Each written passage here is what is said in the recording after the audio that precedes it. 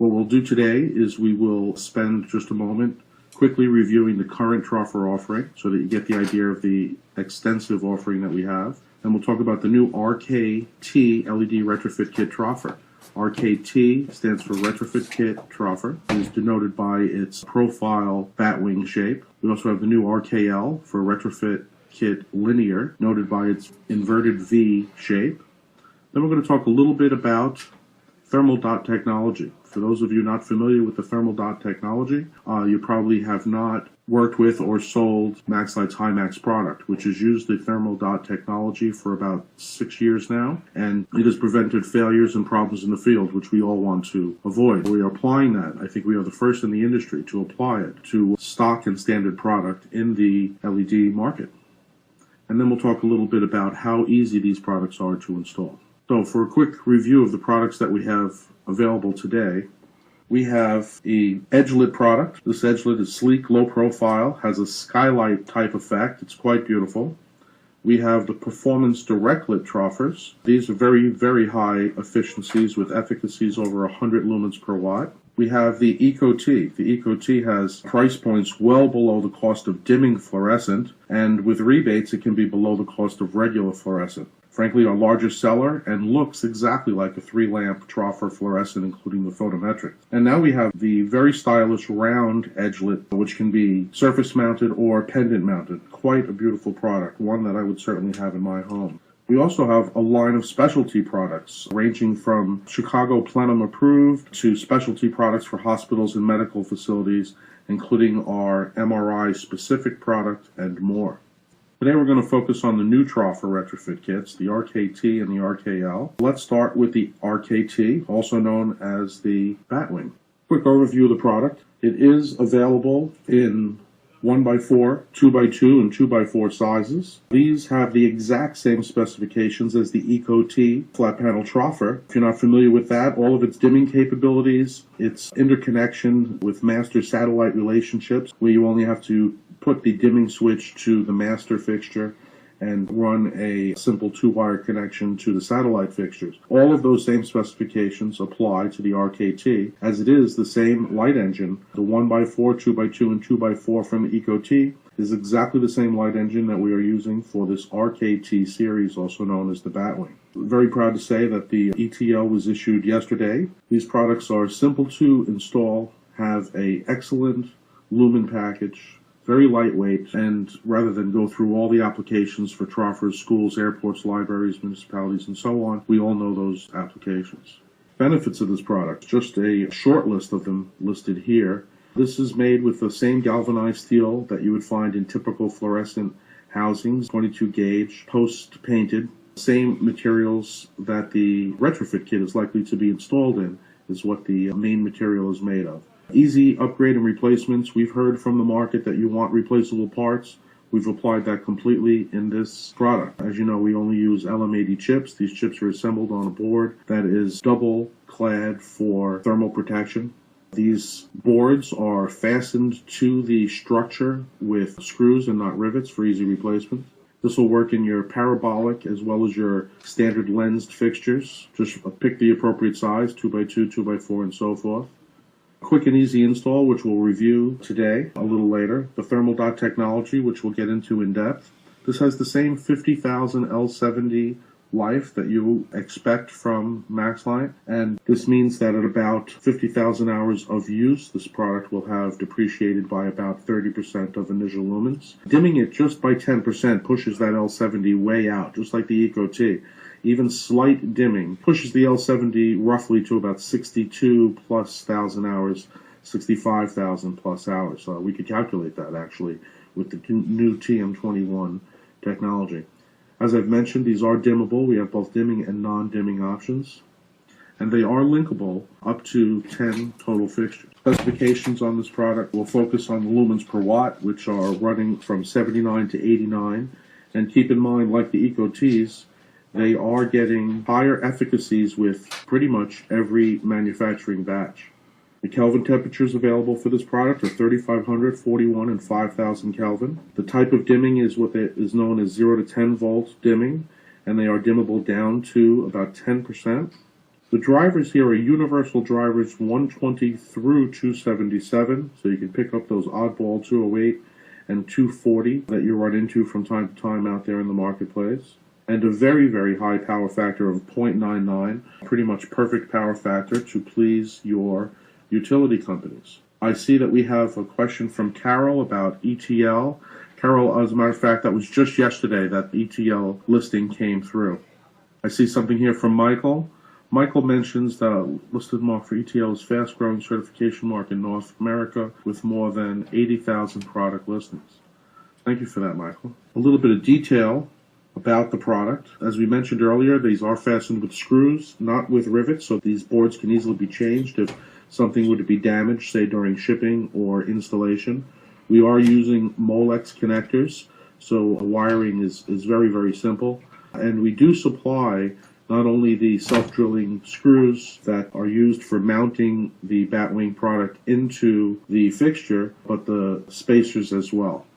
The specification sheet that you're looking at now, I'm very happy to say, has been uploaded to maxlight.com, and I understand that it's on the home page now. So to have a copy yourself in PDF format, go to maxlight.com, and on the bottom left-hand corner, you will see a link to the RKT Batwing Recessed Troffer Retrofit Kit. Spend a minute before we get into the RKL, which applies equally to the thermal dot. We're using this thermal dot for both the RKLs, more importantly for the RKL, and we'll get into that a little bit, than even the RKT, but we are using it for both. Now, this technology is made by a company called Thermax, and frankly, it's not a new technology. What is new as of about 6 or 7 years ago is its very, very high degree of accuracy.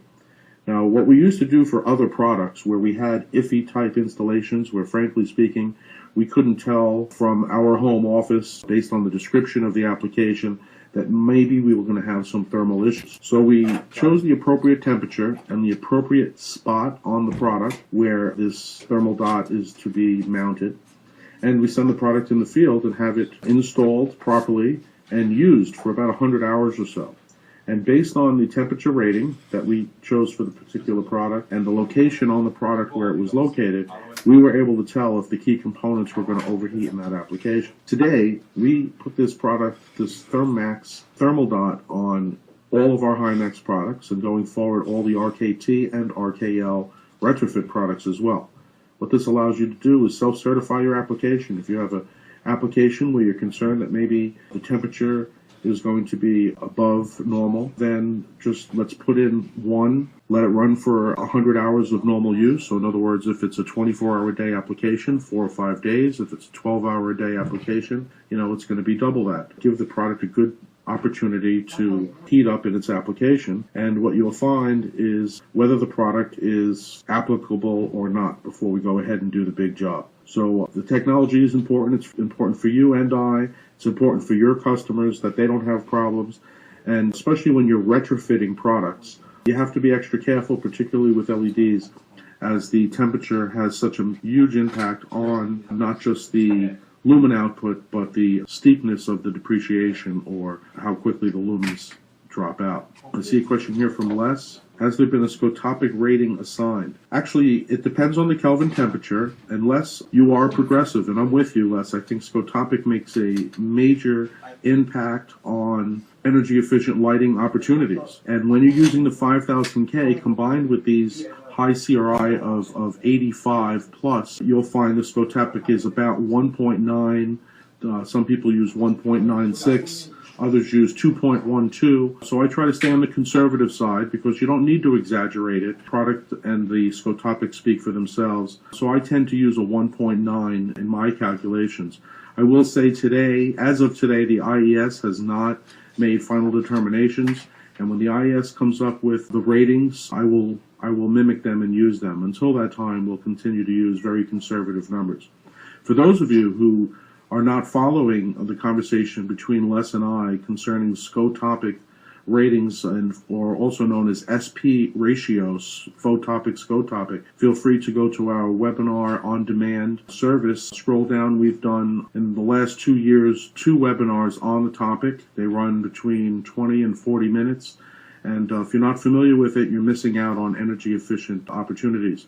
So feel free to download the presentation, or listen to the video stream live on demand. So back to the thermal dot, the Thermex technology. We picked a specific temperature that makes sense. Please don't assume that it's the 82 Celsius, 180 Fahrenheit that you're looking at. That's just an example we used, but it will be the right temperature and placed strategically on the product to alert us very quickly on compatibility between the product and the application you're looking at. Talk about now the RKL, the linear version of the retrofit kit. This is also known as the V-bar due to its inverted shape. The construction of the product, as you can see, is quite different from the Batwing configuration, which more or less locks you into pretty much 2x2, 1x4, and 2x4 boxes because that's the shape of the product. It's not so locked into the application. The inverted V-bar has the LED boards, the same boards we spoke of earlier, mounted directly to the V-bar housing, and it has several holes at the peak of the housing pre-drilled for you. Those holes are where you'll use to screw the product in place with the same self-drilling screws and spacers that we discussed, and we'll discuss a little further when we talk about the installation of these products. So due to the shape, it's a much more versatile product. We've already had prototype samples going out to applications where they're taking out 8-foot linear T12 lamps, which are outlawed, by the way, at this point. So all the lamps, those T12s that are in the country, that's all they'll ever be. No more manufacturing them, no more importing them. And there is frankly, no good retrofit for them. You can go to T8 or you can jump right ahead to the LED. Remember, these products are dimmable and even more efficient than T8 LED products. So due to this versatility of the shape of the product, we're not as sure as where you're going to install it. So therefore, the thermal dot was initially considered for this product to protect us, to protect you, to make sure that the product's not going into, the example I like to use is a greenhouse in the desert in Nevada. That's not a good application for this product. It's probably going to get a little too hot for it, and the thermal dot will call that out early. So that's the value of that. And the value of the shape of this product gives you almost infinite applications. You have a dimming and non-dimming version. You have a 2-foot version. The 2x2 and the 1x4 are exactly the same kit. Obviously, for a 1x4, you would run them in a linear fashion, and for the 2x2, you would run them side by side. The 2x4 is actually two 4-foot-long products, so it works great in a T8 or T12 output. The lumen counts that you see there are per bar, and obviously we have the 2-foot-long versus the 4-foot-long there. 2 bars per kit, 25 per case. I'm going to jump ahead now. This cut sheet is not yet on maxlight.com. It will be uploaded very soon, as soon as we have ETA dates for you, which I think are going to be roughly April. There's a batch of each Kelvin temperature and size coming in. If you're interested in this product, get your sample orders in now. Don't wait till April. What tends to happen, my observation here, is we think maybe we're overbuying, but before they even hit, they're all sold, and then we go right into a back order situation. Typically, we are air shipping in the second batch. So don't get yourself involved with all that. Choose your color and your size now. Get yourselves at least some samples. You will be amongst the first to use them. Yes, they are available in 5000K, 30, 35, 41, and 5000K in all sizes in both type retrofit configurations. All right, now I'm going to ask Blake to switch us over to the video. Now, this is new for us. We have never tried to play a video. This video is only about, less than a minute and a half long. So if it doesn't work, we urge you to go to YouTube or maxlight.com and just take a look at the 1 minute 20-second video to see how easy these products are to install. Hopefully, though, we'll all get to view it right now together. Blake, go ahead and do your thing. Unpack the Batwing retrofit kit and locate all the parts, which include 4 spacer bushings, 4 self-drilling screws, the S-hook for aiding in installation, and the actual pre-wired MaxLight LED Batwing Troffer retrofit kit. Shut off all the power to the fixture. Remove the tombstone fluorescent sockets and the socket holder bracket they are mounted to. Remove the ballast cover. Disconnect the main power from the ballast and remove the ballast from the fixture. Locate and install the self-drilling screws through the fixture and into the spacer bushings. 4 times for the 2x2, 6 times for the 2x4. After installing the screws with the bushings, locate the S-hook and insert it into the provided hole. Now use the hook to hang the MaxLite Batwing retrofit from the fixture as a third hand while you hardwire the kit. Make the power connection from the main power from the fixture to the retrofit kit. Now the MaxLite Batwing retrofit kit is ready to mount. Carefully hold the kit square with the fixture and in the center. Now screw the first corner self-drilling screw until it penetrates and pulls the kit up into the fixture. Now do the same in the opposite corner. Now the fixture will hold in place while you do the same for the remaining screws. Finally, reattach the lens cover to the fixture, restore power to the fixture, and enjoy many years of use and energy savings. I hope that video was able to be seen. If not, again, go to youtube.com and just search MaxLite and it'll be one of the first to show up. How long really to install Saul? You know, that's a great question, and I don't mean to offend anybody with my answer, but my observation has been with these types of retrofits that the lower the cost of labor, the more pieces per hour they can do. In other words, when you're using your own internal labor, maybe $10, $12 an hour labor, they can do really with one man, one ladder, and a charged Phillips screwdriver and a pair of wire cutters. They can easily do 6 an hour. On the other hand, I've seen some very high paid labor in cities like New York and Chicago where, you know, maybe 1, maybe 2 an hour. So I myself did a fixture and it took, I'm not exaggerating, it took a little bit less than 10 minutes. So it can be done. Saul, Ontario, make it 15 to 20 in Canada. Is that the labor rate or is that the pieces per hour? I'd be interested to know. You should know, Saul, that for Canada we do have labor rate, very, very good. We do have a 347 volt version of these available. I believe they're using the step-down transformer. Once the volumes pick up, we'll go ahead and just get a 347 volt driver. In the meanwhile, we are using a small step-down transformer. And for those of you who might need it, we do the same for 480 volt. We have a question here from Les about the light spread. Well, in the Batwing version, you'll find that the photometrics are remarkably similar in a 2x2 as a 2-lamp T8 U-bend, and for the 2x4 for a 3-lamp T8. The best way, Les, to get to the bottom of that is to download the IES files, which are available. If they're not available immediately, they will be very shortly. As you know, as a commitment to you, we put the IES files public for all of our products. Tom, can they be used with parabolic louvers? Absolutely. As a matter of fact, you have both options for that. You might want to strategically place where the light bars would be placed within the parabolic. If you have the large cubes, you probably could just use the Batwing. If you have the smaller cubes, you might want to use the V-bar because you can strategically place the bars to minimize the glare and the like. But absolutely, for both louvered products with the big parabolics, small parabolics, and obviously, of course, the typical prismatic lens. We have a question here from Mark. Very good question, Mark, about DLC. Yes, we are going to have DLC on the Batwing version. The way that we did that was we took all of the fixture models that DLC says tends to represent the whole market, and we had to test the Batwing in each one of those fixtures, and we got a DLC rating. For the V-bar, however, because you can put it in anywhere and you can put it in, frankly, in a poor manner as well as in a good manner, DLC doesn't have a category for this type product. So on the V-bar, there is no DLC. On the Batwing, we are in DLC testing right now. My notes say early March, late February, early March. I don't want to say that we've got it already, but let's say in the next week or so.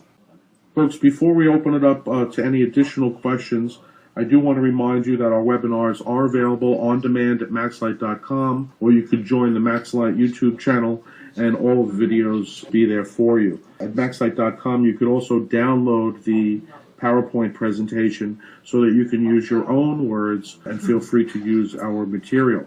I also wanted to remind you about the university.maxlite.com. Frankly speaking, we lobbied heavily to management for the funds for this resource, and it was allocated. And we have had some great participation. We appreciate all the students and now even a few graduates from university.maxlight.com. We encourage you to encourage your employees to log on, register as a student, take a course or two. We would love your feedback. This is free to the public. This can take a novice, not from our lighting industry or from our energy efficient lighting industry, and bring them up to speed. And even the seasoned veteran will pick up a thing or two because, as you know, the rules on LED are evolving. And if you want to stay up to speed, feel free to use it. Again, it's a free service. And feedback, we love feedback. So this is the portion where we leave it open for discussion. We can ask each other questions. If we're not able to answer any questions for the next 5 to 10 minutes or so, we will get back to you via email in 24 to 48 hours, which is always our commitment to you. And I'll remind you also that in our webinar archives on the on-demand section of our webinars, we also have a list of the Q&A. So that's always available for you as well. People ask great questions, and we really appreciate the participation. Thanks again. We know your time is valuable. We appreciate it, and we hope to contribute to the success of your business.